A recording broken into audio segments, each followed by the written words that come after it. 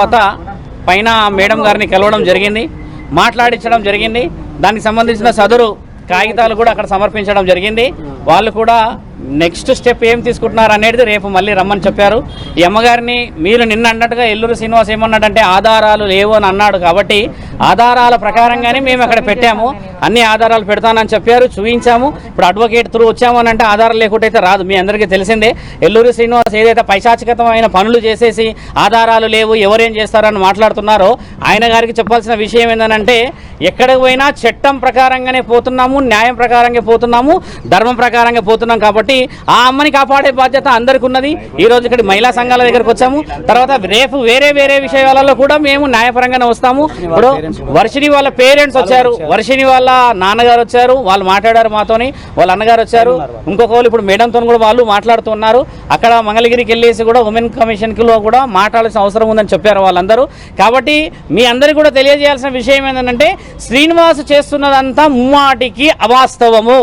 ఇంకో విషయం నాకు నిన్న రాత్రి తెలిసిన విషయం ఏంటంటే చాలా మందిని అయినా నన్ను ఎవరన్నా అడ్డుకుంటే చేస్తే మంత్రాలతోని లేకపోతే యంత్రాలతోని నేను అది చేసేస్తా చేతబడి చేసేస్తా అంటున్నాడంట. ఎల్లూరి శ్రీనివాస్కి నేను చెప్తున్నాను, మిగతా యావత్ భారతదేశంలో ఉన్న అఖండ ప్రజలకు చెప్తున్నాను, ఆయనకి ఏమీ రాదు. ఆ మంత్రాలు తంత్రాలు అని చెప్పేసి మిగతా అధికారులు ఎవరు భయపడుతున్నారంట. ఆయనకు అలా ఒక ప్రెస్ నోట్ రిలీజ్ చేపిస్తాను, అక్కడ అఖాడాల నుంచి చేస్తానన్నారు. మీ అందరూ కూడా చెప్పేది ఏంటంటే ఆయనకు మంత్రాలు వచ్చేసి తర్వాత ఇంకేదో చేసేస్తాడని అలాంటి భయాలు పెట్టుకోకండి. నేను శివరుద్ర సాధువుని, నేను ఒక సాధకుడిని, నాతో పాటు ఎందరో గురువులు సాధువులు పీఠాధిపతులు మతాధిపతులు అందరూ మద్దతుగా ఉన్నారు. అందరూ బయటికి రావాలని లేదు. కాబట్టి ఏంటంటే శ్రీనివాసు చెప్పే ఆ మంత్రాలకు చింతకాయలు రాలవు. ఆయన న్యాయపరంగా రావాలి. జెండర్ మార్చుకొని బ్రీస్ట్ ఇంప్లాంటేషన్ చేసుకుని ప్రాస్టిట్యూషన్లో ఉన్నాడన్న విషయం కూడా నిన్న రాత్రి తెలిసింది. నిన్న వాళ్ళ ఇంటి నుంచి నాకు ఫోన్ వచ్చింది, ఆయనను వదిలిపెట్టమని చెప్పేసి. మా నాన్నగారు ఇలా పెళ్లి చేసుకుంటే ఏమవుతుందని చెప్పేసి ఊరు నుంచి ఫోన్ వచ్చింది. ఆయన గారు ఏదైనా కౌంటర్ ఇస్తే డైరెక్ట్ గా హైదరాబాద్కు ఈరోజు మేము కమిషనర్ దగ్గర కాల్ చేసాము, ఇక్కడ వచ్చాము. ఈ విధంగా ముందుకు రావాలి, ఈ విధంగా మాట్లాడితేనే ధర్మం ఉంటుంది. కానీ ఎక్కడో వెళ్ళి నువ్వు పెళ్లి చేసేసుకొని ఇంకా నా పెళ్లి అయిపోయింది, పొద్దున నేను తాళి కట్టలేడు అంటే రాత్రి వెళ్ళి తాళి కట్టిండు. అలాంటి పెళ్లి చుట్టుపక్కల చూడండి. ఆయన గారు ఏదో పెద్ద చేసేస్తాడనంటే అడవిలోకి వెళ్ళేసి అనామకులైన మనుషుల మధ్యలో చేరేసి ఒక పెళ్లి వీడియో పెట్టిండు. పురుషాంగం లేని నీకు పెళ్లి అవుతుంది, ఆ పెళ్లికి విలువ లేదని తెలుసు. శాసన గ్రంథాల్లో లీగల్ గా కూడా ఉంది. ఒక పురుషుడి యొక్క అంగానికి విలువ లేకపోతే చట్టపరంగా ఎలాంటి మర్యాదలు ఉంటాయో తెలుస్తుంది. నీకు అంగం లేదు అలా అని చెప్పేసి యోని లేదు, నువ్వు నిర్ణయించుకున్నావు. కాబట్టి ఆ అమ్మాయి వర్షిని జీవితాన్ని సర్వనాశనం పట్టిస్తున్నావు. ఇకనైనా నువ్వు మేల్కోకపోతే నీకు రావాల్సిన రోజుల్లో కావాల్సిన మర్యాదలు చట్టపరంగా అవుతాయి. ఒక స్త్రీ ఈ రోజు బయటకు వచ్చింది, గుర్తుపెట్టుకో, నీ పతనం మొదలైంది. శ్రీనివాస్, నువ్వు ఎక్కడో ఉండేసి గాలిలో పెడుతున్నావు కదా మేడలు, నేను ఆశ్రమం కట్టుకుంటున్నా, నేను అది చేస్తున్నా అంటున్నావు కదా. శివరుద్ర సాధువు నేను మాటిస్తున్నా, ఆశ్రమం నువ్వు ఎలా కడతావో నేను చూస్తా. ధర్మం అనేది ఇంకా బతికి ఉన్నది కదా. సాధు సంతులందరినీ ఏకం చేసి నీ పతనం పట్టకపోతే నా పేరు శివరుద్ర సాధు కాదు. అఘోరా తత్వం వేసుకొని, జుట్టు వేసుకొని, రుద్రాక్షలు వేసుకొని, చితాభస్మం వేసుకొని నా తండ్రి పేరును అపవాద చేస్తే ఊరుకునే ప్రసక్తే లేదు. నీ రుద్రాక్షలు నేను దింపకపోతే నా పేరు శివరుద్ర సాధు అనేది మార్చుకుంటా. ఆ అమ్మాయి ఈ రోజు బయటకు వచ్చింది, కేవలం ఒక భక్తిని ఒక ధర్మాన్ని మీరు అందరూ ఉంటారని చెప్పేసి కదా. ఆ అమ్మాయి కూడా నేను మాటిచ్చాను, వారం నుంచి 10 రోజుల్లో ఆయనకు సంబంధించిన వివరణలు అందించి చట్టపరంగా ముందుకెళ్తామని చెప్పేసి ఇప్పుడు ఆజాద్ గారు కూడా వచ్చారు. ఈ ఆజాద్ గారు మాట్లాడింది చట్టపరంగా రావాలని చెప్పి. ఏదైనా కూడా ఎంత వివరంగా మేము చెప్తున్నాము, నీకేంటి ధైర్యం లేక ఎక్కడో గుహల్లోకి వెళ్ళి చెట్లలోకి వెళ్ళి వీడియోలు పెడుతున్నావు కదా.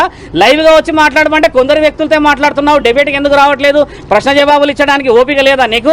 ఆ అమ్మాయిని మోసం చేస్తున్నావు. అపంశుభం తెలియ ఆ తల్లిదండ్రులు నేను రాగానే కాళ్ళ మీద పడి ఎంత ఏడుస్తున్నాడు ఆయన.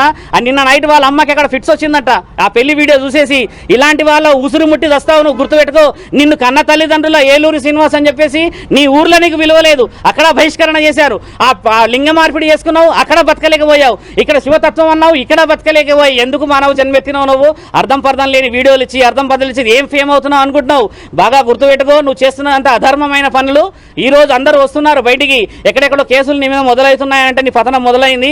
విచ్చలవిడిగా నువ్వు వీడియోలు చేసేసి దూరం ఉన్నా అని చెప్పేసి ఏదైతే విర్రవీగుతున్నావో భూమినే ఉన్నావు, గుర్తుపెట్టుకో. ఈ రోజు కాకపోతే రేపటి రోజు ఖచ్చితంగా దొరుకుతావు నువ్వు. దానికి సమాధానం ఈ స్త్రీ చెప్పడానికి ఆ కుటుంబం అంతా సిద్ధంగా ఉన్నది, అక్కడ ఇంకో కుటుంబం అంతా సిద్ధంగా ఉన్నది. శివరుద్ర సాధువుకు నువ్వు సమాధానం చెప్పాల్సిన అవసరం లేదు, అడ్వకేట్ గారికి సమాధానం చెప్పాల్సిన అవసరం లేదు. కానీ నీవు శరీరకంగా వాడుకున్న అమ్మాయిలకి మాత్రం సమాధానం ఆ కుటుంబానికి చెప్పే బాధ్యత ఉంది. నేను కూడా నిన్ను ఆ సాధు రక్షణ నుంచి కిందికి దింపకపోతే ఈ వారం 10 రోజులలో ఎక్కడికైతే అక్కడికి నేను సిద్ధమే. నీలాగా మాటలు వదిలేయడం నాకు రాదు. ముందుకు వచ్చిన తర్వాత ఏం మాట్లాడాలో ఎలా నిర్ణయాలు తీసుకోవాలో నాకు తెలుసు. చట్టపరంగా పోతాను కాబట్టి నేను సాధువునయ్యాను. నువ్వు అఘోరి అని పేరు పెట్టుకుంటున్నావు కదా, అసలైన అఘోరాలు వస్తున్నారు. వచ్చినప్పుడు వాళ్ళ చేతిలో నీకు గుండు గీపియకపోతే, నేను చెప్తున్నా కదా, ఈ సనాతన ధర్మాన్ని గెలిపియకపోతే నేను నా తండ్రి పరమశివుడి మీద ఆనేసి చెప్తున్నా, నీ పతనం మొదలైంది శ్రీనివాస్. ఆ అమ్మతో కూడా మీరందరూ మీడియా వాళ్ళు లీగల్గా మాట్లాడండి, లీగల్గా చేయండి. ఆ అమ్మాయిని కాపాడే బాధ్యత అందరి మీద ఉన్నది.